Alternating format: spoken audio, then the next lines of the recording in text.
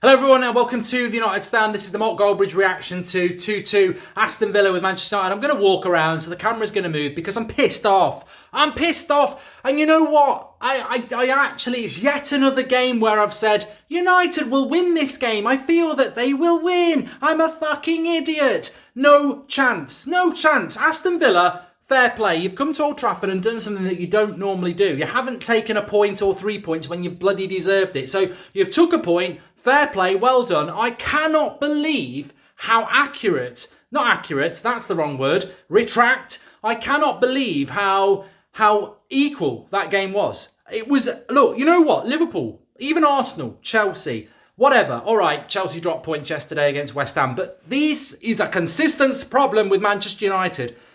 We do not dominate teams at any point. Tell me a time since Ollie took over, and certainly since March, that we have dominated a team. I even think that first 3 months now, as much as it was good, I remember that Spurs game. Remember that Spurs game, part of the 3 months away from home at Wembley, and we beat them. Second half, they battered us. And De Gea was superb. At no point under Ole Gunnar Solskjaer have we dominated an opposition, right? Arsenal do it. I know they're a banter club, but they do dominate teams at the Emirates sometimes. Chelsea do it probably 80% of the time. Liverpool do it 99% of the time. City do it probably 90% of the time. Spurs do it maybe 60 to 70. We never do it. Even teams like Everton, now and again at Goodison Park, they do dominate teams. We don't do it. I think Brighton was, it's just a one-off. I'm fed up of it. I'm absolutely fed up. I'm fuming. I'm absolutely fuming. And I tell you what, Ole Gunnar Solskjaer is done.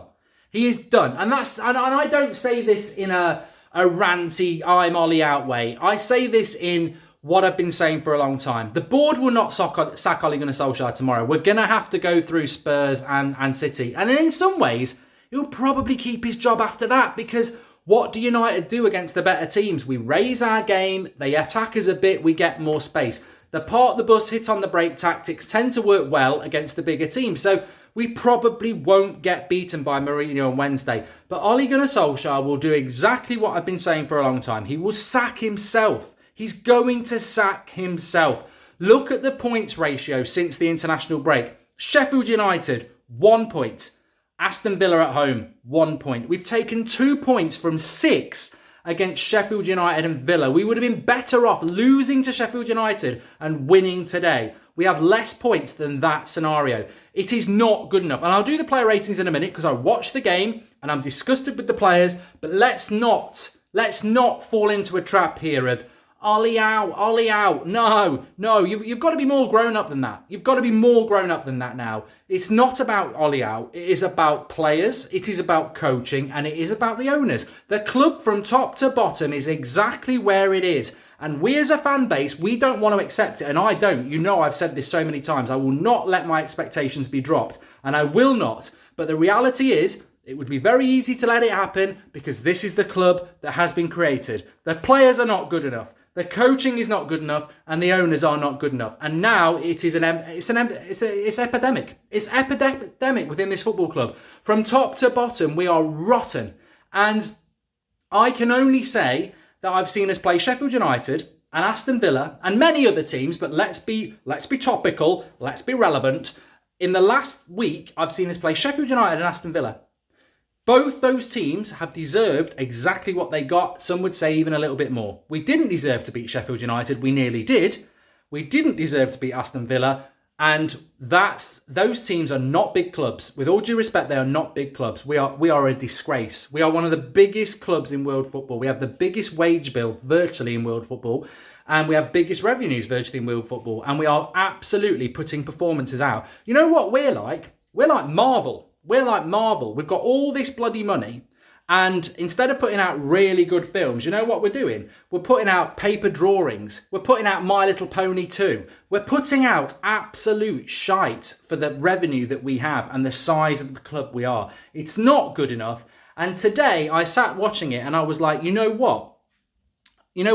This is what we are. This is who we are as a football club. This is what we are. And it's just not good enough. It's not good enough. And there'll be a lot of people going Ollie out, sack Ollie. But to be honest with you, I've got to be honest here. I don't actually feel that. I do. He will sack himself. I don't need to say Ollie out because that's not the problem. I've said this all along and I wish people would listen. It's not just about that. It's bigger. It's bigger than this. Players on that pitch today. Why is Juan Mata a Manchester United player? He is the most expensive vlog writer I have ever seen. 140k a month, a week. Forget it, a month. He's a week. He's on 140k a week. We've given him a 3-year contract, 2 years with the option for another year. And this was in the summer. And I went mad and I got a load of stick. I said, why is Juan Mata getting another contract at Manchester United? He's been shit for a year. Oh, he's useful. He's useful. His experience is really useful. Really? Really? Is it? He was kept to save money. Because if you let Mata go, you've got to spend 40 million on a competent replacement. I like Juan Mata. He does a lot of good charity work. But you know what? So does my neighbour. I don't want him to play for Manchester United. It's a travesty. This club is not ruthless. This is a Friends Reunited. We should have Friends Reunited on the bloody sponsor, not Chevrolet, because we're just a nice club. Nice clubs don't go in with the prom queen. Ruthless clubs do. And Manchester United used to be ruthless, and we're not. We're not ruthless. We're shy, we're timid, we're too fucking nice. And I've sworn there. But it's true. We're too nice. We're too nice as a football club, and we need to get some ruthlessness in there. And I tell you what pisses me off the big time, the most, is we're fans. We're football fans of this football club. We're meant to get it wrong because we're passion merchants. We are. That's what we do. We love the club, so we over-exaggerate, we overreact. We're fans. We're allowed to be wrong. That's the whole point of it. But you know what the scary thing is? Manchester United fans are actually right. We're right. We're right. We came into this season and we said that midfield is rubbish. That midfield is absolutely rubbish. It's not good enough. It's going to cost us. And the club, no. We had a great bonding time down in Australia and Asia. We got on really well. We were really happy with the business that we've done. It's not good enough. You didn't do the midfield. Yeah, but we're really happy. Well, look, here we are. Christmas time and we're shit. What a surprise. What a bunch of prats. You know, it was so predictable. And we, as fans, you know what, Manchester United Football Club, you should be looking at the fans of this club because they're the way out of this, because they are talking a lot more sense than the bullshit. And I'll tell you what the scariest thing as well is, right? These players are not downing tools. This is the scariest thing of the lot. With Mourinho and with Van Gaal at the end and with Moyes at the end, the players had given up. They've done what Arsenal did with Emery and previous players have done all the time. I'm not criticising them. When a manager's not good enough, the players start to drop off and say, you know what, for my career, we need to get rid of this manager. And that's what happened with Mourinho. With Ollie, the scariest thing is they all love Ollie. They all bloody love him. They're not downing tools and they're still shite. So we've got a manager that all the players like and they're still shit. I mean, they're not even, it's not that they're not trying. They're all trying, but they're just not good enough. And that's the scary thing. So player ratings, De Gea today, I'm just going to give him a 6. Was he at fault for either the goals? I didn't really take that much of attention. Just give him a 6. Wan-Bissaka, 6. Didn't think he was that good. Brilliant defender, can't cross his legs. Going forward, I said today, the midfield is crap. So the fullbacks have got to be brilliant because we've got to bypass the midfield to get the ball to the front three. And both Wan-Bissaka and Brandon Williams just didn't do enough. I'll talk about Brandon Williams in a minute. But Wan-Bissaka, very good defensively, but he's got to do a lot more going forward. Lindelof got a goal. I'll give him a 6. Harry Maguire, I thought had a bad game. I'll give him a 5. Brandon Williams, give him an average 6. And this, for me, I just want to say on Brandon Williams, I think he's a great player for the future. But this is where plonkers are us come into town and start saying, ow, Brandon Williams has just retired Ashley Young and Luke Shaw. Bollocks. Brandon Williams got another yellow card. It was his fault on the second goal. I think he's going to be a brilliant player of the future. But all I keep saying with Brandon Williams is stop pretending he's our new left back. He's young, he's inconsistent, and he will make mistakes. He needs to make him one of the best left backs we've ever had, he needs to be nurtured. And Gary Neville would agree, the class of 92 would agree. He cannot be starting every week. You've got to bring him in, take him out. And Luke Shaw's going to be very important with that. And I'm not saying Luke Shaw needs to be our starting left back, but the load needs to be shared. Brandon Williams is not ready. That goal was his fault. It was Phil Jones-esque. The second goal, you go 2-1 up and you concede straight away. That is amateur football. That is pub football. Pub football people do that. And Brandon Williams played everyone on side in right back position. It was just, but it's going to happen. If you're going to play youth, you've got to accept those mistakes. So I'm not going to moan about that. That happens with youth. McTominay still has a bad game every now and again with a good game. It's inconsistency. That's what happens. The midfield, I thought Pereira was bordering on atrocious. He got a good cross, but he that midfield got dominated, let's be honest. I actually thought low-key Fred had a good game. I don't know what you lot think, but I thought Fred played quite well. I'd give him a 7. I mean, I think Fred's bordering on my man of the match, and I know he got a lot of stick on social media. What I would say about Fred here is, though, and I will agree with the people who are having a go at him, if Fred's my man of the match at 7, a 7 out of 10, and 6 is average, that just compounds the fact that Manchester United are shit, because that man of the match for United today is no great shakes. You don't go home and have a bottle of wine. That's Manchester United at home to Aston Villa. We were dreadful, and you weren't that good. But I thought Fred... I mean, does Fred get in an Everton midfield is what I'm trying to say. I thought Fred was one of our better players today, but the whole team was pretty crap. So I'm not convinced. I've said this about Fred and McTominay. We all pretend that they're like, oh yeah, Fred, McTominay and Pereira ahead of them. I think that midfield would still lose to Bournemouth. It's a mid-table midfield at best. Mata, awful. Absolute waste of time. And I don't even blame Mata. I blame the club. Why did we keep him at the club? Mata, I would give a 2 out of 10. I thought it was a waste of time. We would have had a penalty if Mata wasn't going on a mobility scooter. Like, the ball when there was that tackle on him. If Mata actually had any pace, then that would have earned a penalty. But because he's got no pace, it was a reckless tackle, but he actually got the ball because Mata's so slow.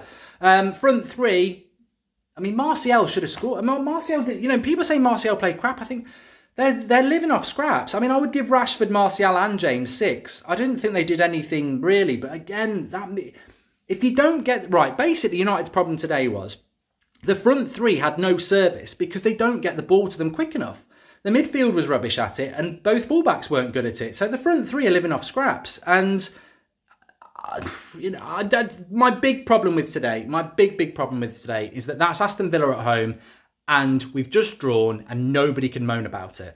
These sorts of teams at Old Trafford should be being dominated. And I'm listening to the Stretford end, because I didn't do the watch-along today, so I had it on full volume. I'm listening to the Stretford end, I'm listening to Old Trafford, and they're all begging, because we all love the club.